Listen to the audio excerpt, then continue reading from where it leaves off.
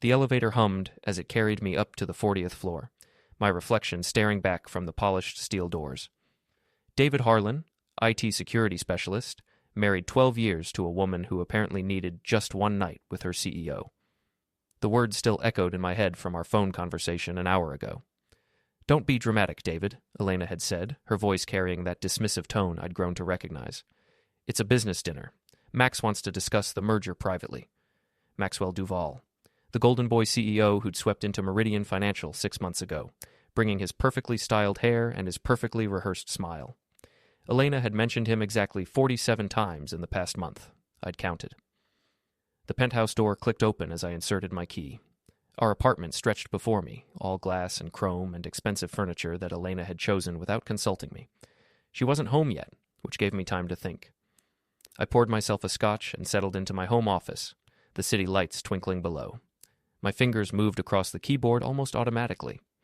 12 years in cybersecurity had taught me that people always leave digital footprints, even when they think they're being careful. Elena's laptop sat on the kitchen counter, still warm. She'd left in a hurry, apparently. Her phone was synced to our home network, and she'd never bothered to change the passwords I'd set up for her years ago. Why would she? I was just David, the tech guy who fixed her computer problems and made sure the Wi-Fi worked. The first thing I found was her calendar. Project Max appeared 17 times over the past 6 weeks, always during hours when she'd told me she was in regular meetings. My chest tightened, but I kept digging. Her text messages painted a clearer picture. Max's name appeared constantly, mixed with heart emojis and messages that made my stomach turn. "Can't wait for tonight," from 3 hours ago. David's working late again, perfect timing, from last Tuesday, but it was the email thread that really caught my attention. Elena and Max weren't just having an affair, they were planning to use their relationship to push through a merger that would eliminate half the staff at Meridian Financial. Elena would get promoted to vice president of operations. Max would consolidate his power, and hundreds of people would lose their jobs so these two could play house. I leaned back in my chair, swirling the scotch in my glass. Elena thought she was so clever, so untouchable. She had no idea that her husband spent his days protecting companies from people exactly like her. She had no idea that I knew every trick, every vulnerability, every way to turn someone's digital life against them. My phone buzzed, a text from Elena. "Don't wait up, this might run late." I smiled for the first time in weeks. "No problem," I typed back. "Take all the time you need." Because while Elena was busy with her business dinner, I was going to map out her entire empire, every connection, every secret, every weakness. By morning, I'd have enough ammunition to bring down both her and her precious Max. The city hummed below as I got to work. Elena wanted to play games? Fine. But she'd forgotten one crucial detail. I wrote the rules for this particular game. Before we dive deeper into this story, I have one small request. Please subscribe, drop a like, comment, and hit that hype button to boost this channel so more people can discover these incredible Reddit stories. The Meridian Financial Building rose like a glass monument to corporate greed, its 42 floors housing some of the most ruthless people in San Francisco. I'd visited Elena's office exactly 3 times in 12 years of marriage. Today would be different. I'd spent the entire night gathering intelligence. Elena's email account had yielded a treasure trove of information. The merger documents were all there, including the list of employees marked for termination. The affair was documented in embarrassing detail through her messages with Max. But the real prize was her correspondence with Andre Kellerman, Meridian's legal counsel. Andre had been covering Elena's tracks, helping her manipulate quarterly reports to make the merger look more attractive to the board. He'd also been helping Max hide some questionable stock transactions. These people thought they were untouchable, protected by their expensive suits and corner offices. They were about to learn otherwise. I walked into the Meridian lobby at exactly 8:30 a.m., carrying a messenger bag and wearing the kind of generic business casual that made me invisible. The security guard barely glanced at my visitor's badge. Elena had put me on the permanent list years ago, back when she still pretended to care about our marriage. The elevator carried me to the 38th floor, where Elena's department sprawled across half the building. I could see her through the glass walls of her office, gesturing animatedly while talking on the phone, probably to Max, planning their next move. "David?" Nicole Chen appeared beside me, Elena's best friend and the head of HR. She looked surprised to see me. "What are you doing here?" "Surprising Elena," I said, giving her my most innocent smile. "She's been working so hard on this merger. I thought I'd bring her lunch." Nicole's expression flickered. She knew about the affair, of course. Elena told her everything. But she also knew that I wasn't supposed to know. "She's in meetings all morning," Nicole said carefully. "Maybe you should call first." "I'll wait," I said, settling into one of the leather chairs in the reception area. "I've got time." What I actually had was a laptop and a wireless device that could intercept network traffic. While Nicole fidgeted and tried to figure out how to warn Elena without being obvious, I was quietly penetrating Meridian's internal systems. Their security was laughable. Most companies focused on keeping outsiders from getting in, but they rarely considered what someone could do from inside their network. Within 20 minutes, I had access to the executive email server. I found Max's inbox first. The man was even more arrogant than I'd imagined, sending messages about the merger as if it were already approved. He referred to the employees who would be terminated as redundant assets, and joked about cleaning house. But it was his correspondence with Richard Blackstone that really interested me. Blackstone ran Titan Capital, Meridian's biggest competitor.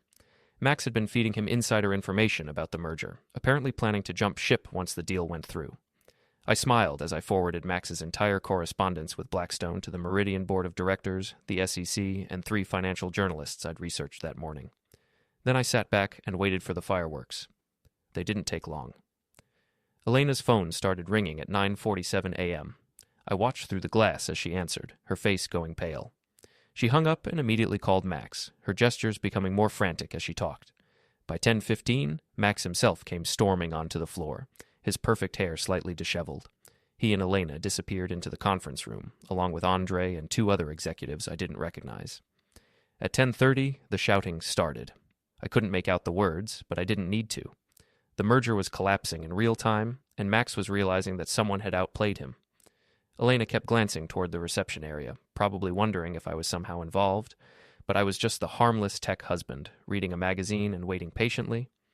Nicole approached me again, looking nervous. "David, maybe this isn't a good time. Elena's dealing with some work issues." "I can see that," I said, gesturing toward the conference room where Max was now pacing back and forth. "Look serious." "It's just business stuff," Nicole said quickly. "You know how these corporate things can get." "Oh, I know exactly how they can get," I said, meeting her eyes. "Especially when people think they can get away with anything." Something in my tone made her take a step back. Good. Let her wonder. Let them all wonder. My phone buzzed with a news alert. The financial blogs were already picking up the story. Meridian CEO caught in insider trading scandal. The article included quotes from Max's emails, including his charming description of Meridian employees as expendable resources. I stood up, shouldering my messenger bag. "You know what, Nicole? I think I'll come back later. Elena looks busy." As I walked toward the elevator, I could hear Max's voice rising to a near scream behind the conference room doors. The merger was finished. His reputation was in ruins. And Elena was about to discover that her affair had cost her everything she'd worked for. But this was just the opening move. Elena thought she could humiliate me with her one-night comment. She thought she could treat our marriage like an inconvenience while she climbed the corporate ladder. She had no idea what was coming next. Elena came home that night looking like she'd been through a blender. Her usually perfect hair was disheveled, her makeup smudged, and her designer dress wrinkled. She found me in the kitchen, calmly preparing dinner as if nothing had happened. "Rough day at the office?" I asked, not looking up from the cutting board. She stared at me for a long moment. Her eyes narrowed. "Someone leaked confidential information to the press today. The merger is in jeopardy." "That's terrible," I said, adding onions to the pan. "I'm sure you and Max will figure something out." Her face went white at the mention of Max's name. "How did you—" "Elena, you've mentioned him 47 times in the past month. 48 now. He must be quite the boss to inspire such dedication." She set her purse down carefully, studying my face. "David, what do you know about what happened today?" "I know that someone discovered Max was feeding insider information to Titan Capital. I know that the SEC is now investigating Meridian's trading practices, and I know that several board members are calling for Max's resignation." I finally looked up at her, smiling pleasantly. "But hey, I'm just the IT guy. What would I know about corporate intrigue?" Elena's phone rang. She glanced at it, saw Max's name, and let it go to voicemail. It rang again immediately.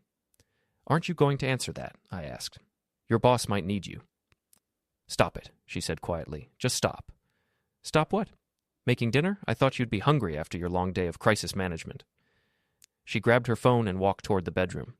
I heard her voice, muffled but urgent, as she finally called Max back. Their conversation lasted 20 minutes, growing more heated as it progressed. When she emerged, her expression had hardened into something I'd never seen before. I know you're involved in this somehow. Involved in what? The leak. The timing is too convenient. You show up at my office for the first time in years, and suddenly our confidential information is all over the news? I turned off the stove and faced her fully. Elena, are you accusing me of corporate espionage? I'm saying that you're not as harmless as you pretend to be. Harmless? I laughed, and the sound surprised both of us. Honey, I've spent 12 years protecting companies from people who think they can manipulate systems for their own benefit. Did you really think I wouldn't notice when my own wife started playing those games? Her face flushed red. I don't know what you think you know, but I know about Project Max, I said quietly. I know about the merger plans, the employee terminations, the stock manipulation. I know about the hotel receipts and the text messages and the 17 secret meetings you've had over the past 6 weeks. Lena sank into one of the kitchen chairs, her defiance crumbling. David, I can explain. Can you? Can you explain why you thought it was acceptable to destroy hundreds of lives just so you could get promoted? Can you explain why you threw away 12 years of marriage for a man who was planning to abandon you the moment the merger went through? What are you talking about? I pulled out my phone and showed her Max's email to Richard Blackstone, the one where he discussed joining Titan Capital after the Meridian acquisition was complete. He was never planning to stay, Elena. You were just a convenient tool. She read the email, her face growing paler with each line. This can't be real. Oh, it's real. Max has been playing you from the beginning. The affair, the merger, the promises of promotion, it was all part of his exit strategy. Elena's phone started ringing again. This time it was Nicole. Elena ignored it, but I could see the wheels turning in her head. She was starting to realize how completely she'd been outmaneuvered. What do you want? She asked finally. I want you to understand that actions have consequences, I said. You thought you could humiliate me, use me, treat our marriage like a joke while you pursued your corporate fantasies. But you forgot something important. What? I'm very good at my job, Elena, and my job is finding vulnerabilities and exploiting them. Her phone rang again. This time it was Andre, probably calling with more bad news about the SEC investigation. Elena let it ring. The merger is finished, I continued. Max's career is over. The SEC is going to find irregularities in Meridian's books that will keep them busy for months. And everyone in the financial district now knows exactly what kind of person you really are. You can't prove I was involved in anything illegal. Can't I? I showed her another email, this one between her and Andre, discussing how to hide the true cost of the employee terminations from the board. Conspiracy to commit fraud is a serious charge, Elena. She stared at the screen, her hands shaking slightly. You're bluffing. Am I? Why don't you call Andre and ask him how his day went? Ask him about the FBI agents who visited his office this afternoon. Elena's face went completely white. The FBI? Corporate fraud investigations tend to escalate quickly once they get started, especially when there's clear evidence of conspiracy. I walked over to her, keeping my voice gentle. You wanted one night with your CEO, Elena. Congratulations. You got it. But that one night is going to cost you everything you've worked for. Her phone started ringing again, but she didn't even look at it this time. She just sat there, staring at nothing, finally understanding the magnitude of what she'd lost. I went back to preparing dinner, humming softly to myself. The night was still young, and I had more work to do. The next morning brought chaos to Elena's carefully ordered world. I watched from the kitchen as she fielded phone call after phone call, each one bringing worse news than the last. Max had been suspended pending investigation. Andre was refusing to take calls from anyone at Meridian. The board had voted to postpone the merger indefinitely, but Elena wasn't going down without a fight. I know you're behind this, she said, cornering me as I prepared to leave for my own job. I don't know how, but I know it's you. Elena, I think the stress is getting to you. Maybe you should take a few days off. Don't patronize me, David. I'm not stupid. No, you're not stupid, but you are predictable. She grabbed my arm as I headed for the door. What's that supposed to mean? I looked down at her hand on my sleeve, then back at her face. It means that everything you're going to do next, I've already planned for. Every move you think you're making independently, I've already anticipated. You're insane. Am I? Let me guess what happens next. You're going to try to pin this on me. You'll claim I hacked into Meridian systems, that I'm some kind of corporate saboteur. You'll probably try to get me arrested. Elena's expression told me I was right on target. The problem with that plan, I continued, is that you'll need evidence, and any investigation into my activities will also uncover yours. Are you really ready for that level of scrutiny? I gently removed her hand from my arm. Have a good day at work, honey. Try not to get indicted. I left her standing in our kitchen, her face twisted with rage and frustration, but I knew she wouldn't let it go. Elena had never backed down from a fight in her life, even when she was clearly outmatched. That afternoon, I got a call from my boss at CyberShield Security. David, we need to talk. Can you come in early? I knew what this was about. Elena had made her move, just as I'd predicted. She'd probably claimed I'd used my position at CyberShield to hack into Meridian's systems. It was a logical accusation, and it might have worked if I hadn't been prepared for it. Of course, I told my boss. I'll be right there. CyberShield's offices occupied 3 floors of a downtown high-rise, filled with the kind of security equipment that most people only saw in movies. My boss, Patricia Wong, met me in the main conference room along with 2 other executives I recognized from company meetings. David, we've received some serious allegations about your conduct, Patricia said without preamble. Elena Harlan contacted us this morning claiming that you used your access credentials to hack into her company's systems. That's a very serious accusation, I said calmly. What evidence did she provide? She claims to have proof that someone with your skill set penetrated Meridian's network and stole confidential information. I nodded thoughtfully. Patricia, how long have I worked for CyberShield? 8 years. And in those 8 years, have I ever violated our ethical guidelines or misused company resources? No, you haven't. That's why these allegations are so concerning. I opened my briefcase and pulled out a thick folder. I thought Elena might try something like this, so I prepared a complete audit of my activities over the past month. Every system I accessed, every client I worked with, every hour I billed. It's all documented here. Patricia took the folder and began flipping through it. This is very thorough. It should be. I also have security footage from our building showing that I was here, working on the Henderson Industries penetration test, during the time when Elena claims I was hacking into Meridian's systems. I pulled out another set of documents. These are the logs from that penetration test, signed off by Henderson's IT director. You can verify them independently. The other executives exchanged glances. They were starting to realize that Elena's accusations weren't going to stick. There's something else you should know, I continued. Elena Harlan is my wife. We're currently going through some personal difficulties, which I believe is motivating these false accusations. Patricia's expression softened slightly. David, why didn't you mention that when she first called? Because I wanted you to evaluate the evidence objectively, without being influenced by our personal relationship. I stood up, gathering my documents. Patricia, I've dedicated 8 years of my life to this company. I've helped protect dozens of clients from exactly the kind of corporate espionage Elena is accusing me of. I would never compromise CyberShield's reputation or violate the trust you've placed in me. I believe you, Patricia said after a moment. But David, if your personal life is affecting your work environment, we need to address that. I understand, and I want to assure you that this situation will be resolved very soon. As I left the CyberShield offices, my phone buzzed with a text from Elena. Nice try, but this isn't over. I smiled as I typed back, You're absolutely right. It's not over, but you're not going to like how it ends. That evening, I put the next phase of my plan into motion. Elena thought she could use my own employer against me. She thought she could destroy my career the way I'd destroyed hers. She was about to learn that I'd been playing this game much longer than she had. Elena's desperation was becoming palpable. Over the next 3 days, she made increasingly frantic attempts to salvage her situation. She hired a private investigator to dig up dirt on me. She contacted every journalist who'd covered the Meridian story, trying to spin herself as a whistleblower rather than a conspirator. She even reached out to Richard Blackstone at Titan Capital, apparently hoping he might still be interested in the merger. None of it worked.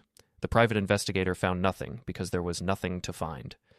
The journalists weren't interested in her version of events because they already had the real story. And Blackstone wouldn't take her calls because Max had thoroughly burned that bridge with his insider trading scheme. But Elena's most desperate move was also her most dangerous. She decided to go public. I was having lunch at a downtown cafe when I saw her on the Financial News Channel, giving an interview to Amanda Rodriguez from Channel 7.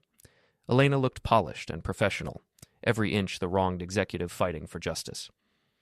I believe my husband orchestrated this entire scandal to destroy my career, she was saying.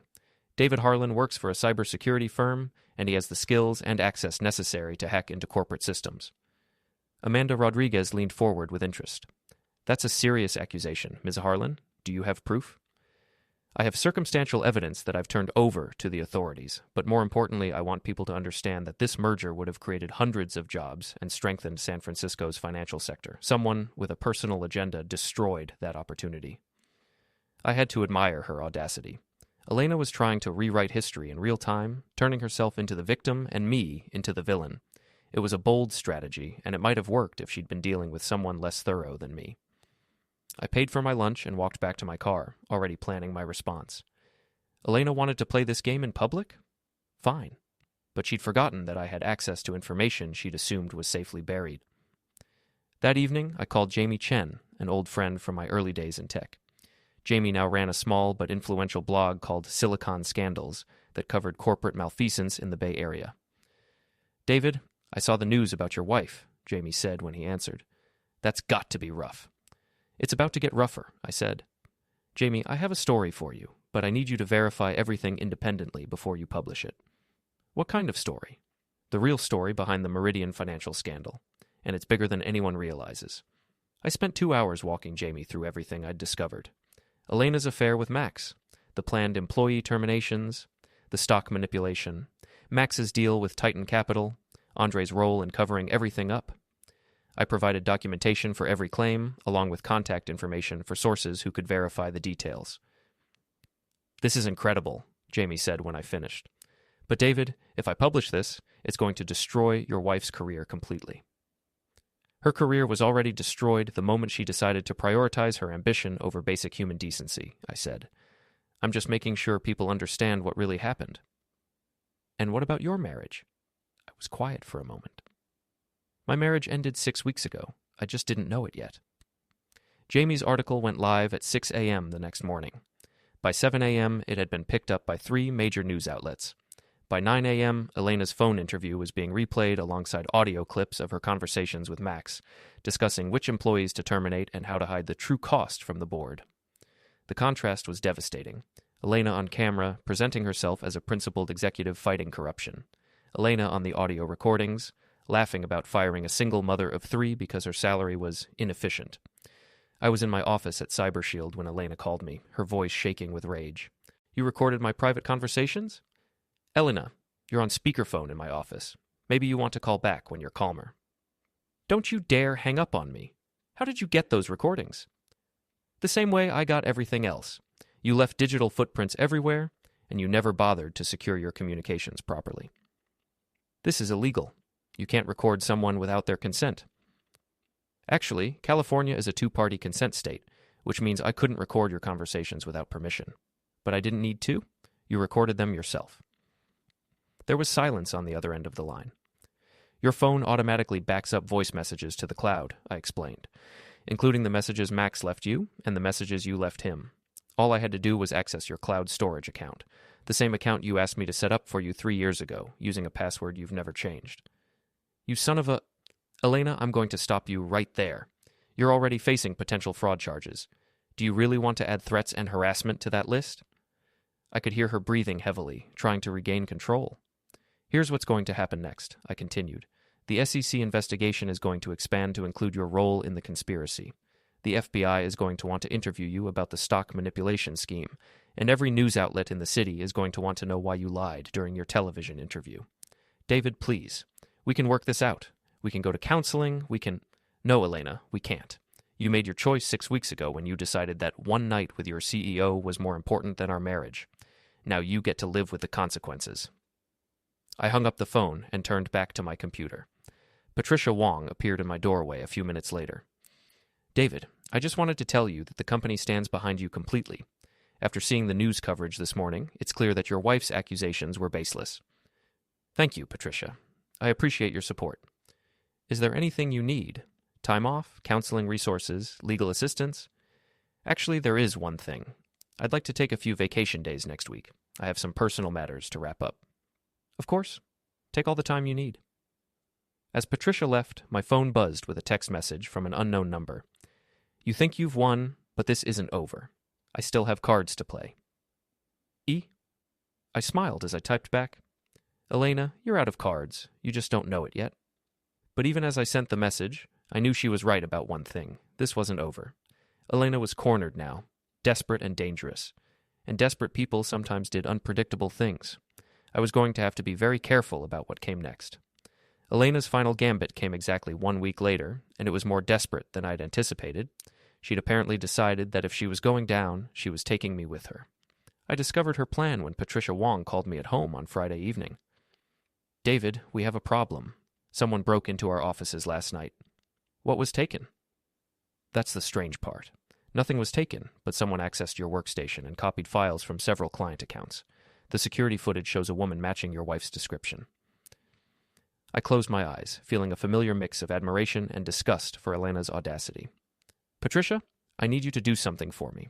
Don't report this to the police yet. Give me 24 hours to handle it." "David, if Elena stole client data, we have to—" "She didn't steal anything useful," I interrupted. "But she thinks she did, and that makes her dangerous. Let me talk to her first."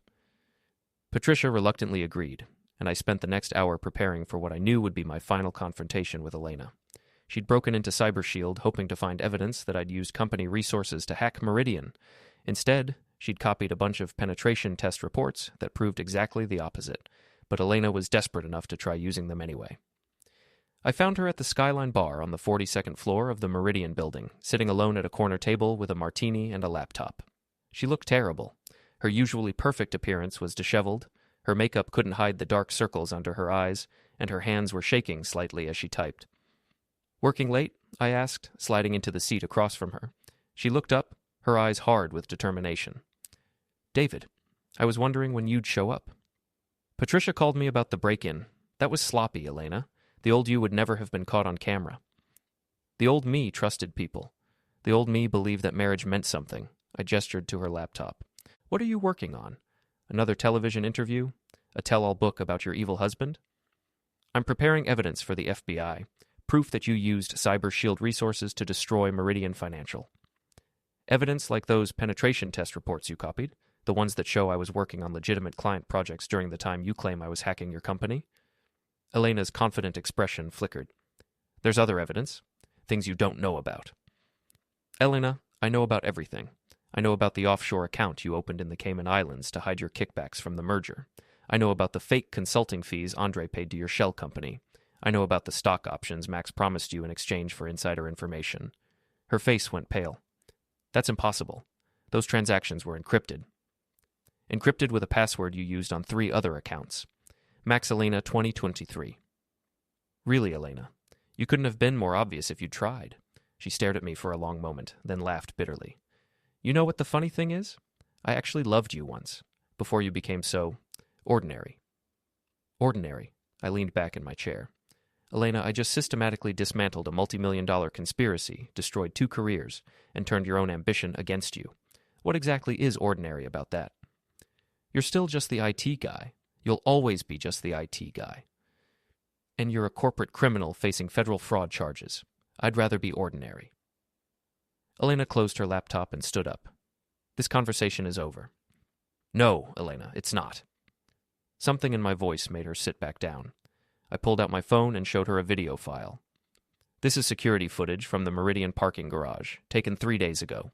It shows you meeting with Richard Blackstone, trying to sell him the same insider information that Max had already provided. The same information that's now worthless because the merger is canceled." Elena's eyes widened as she watched herself on the screen, handing Blackstone a manila envelope. "Attempted corporate espionage," I continued. "That's a felony, Elena. Combined with the fraud charges you're already facing, you're looking at serious prison time. You can't prove what was in that envelope." "I don't have to. Blackstone is cooperating with the FBI investigation. He's already told them exactly what you offered to sell him." Elena slumped in her chair, finally understanding that she was completely trapped. "What do you want, David?" "I want you to understand something. You thought you could humiliate me, use me, discard me when I became inconvenient. You thought I was weak because I didn't play corporate games or chase promotions or step on people to get ahead." I leaned forward, keeping my voice quiet. "But Elena, I was never weak. I was just focused on different things. While you were learning how to manipulate people, I was learning how to protect systems from people like you. While you were building your network of corporate allies, I was building skills that could take down entire organizations. I get it. You won. Congratulations. This isn't about winning, Elena. It's about consequences. You made choices, and now you have to live with them." I stood up, leaving her sitting alone with her laptop and her ruined dreams. The FBI will probably want to talk to you again soon, I said. I'd recommend getting a good lawyer. You're going to need one. As I walked toward the elevator, Elena called after me. David, wait! I turned back. What happens now? Now you face the consequences of your choices, just like everyone else. The elevator doors closed, carrying me away from Elena and the wreckage of our marriage. As the city lights blurred past the windows, I felt something I hadn't experienced in months. Peace. Elena had gambled everything on her ambition, her affair, her corporate schemes. She'd bet that she could manipulate and discard people without consequences. She'd been wrong. The merger was finished. Max's career was over. Elena was facing federal charges, and I was finally free. Some games, it turns out, are worth playing after all.